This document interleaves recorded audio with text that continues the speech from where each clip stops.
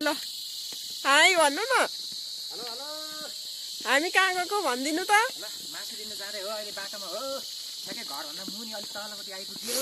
के को मासु? खसीको मासु। एकजना यहाँ बाहुन छन् उनको घरमा मासु काटेर आज त्यही दिन जान लागेको हो। खसी काट्न दिएको छ, खसीको मासु लिनु गएको। गमुट पड्काउँदै हिँडिरहेको छ। गमुट पड्काउँदै हिँडिरहनु भएको छ। हामी यहाँ रोडै रोड हिँडिरहेछौँ जिरिनेर। अब जुत्ता लाएर के हिँड्नु, चप्पल ल्याउन बिर्सेछ। यहाँ घरमा बाको बुट रहेछ कि, अनि हो त्यही बुट लाएर हिँडेको। हामी चाहिँ यहाँ जिरिनेरको रोडमा छौँ है। अब साँझ पर्न लागेको छ। अब बेलुका अलिक जाडो पनि भइरहेको, त्यही भएर ज्याकेट किराहरू पनि कराउँदैछन्। त्यही भएर कसेर हिँडिराखिया छ। अब अलिक कसेर हिँड्यो भने जिउ ताप्छ कि भनेर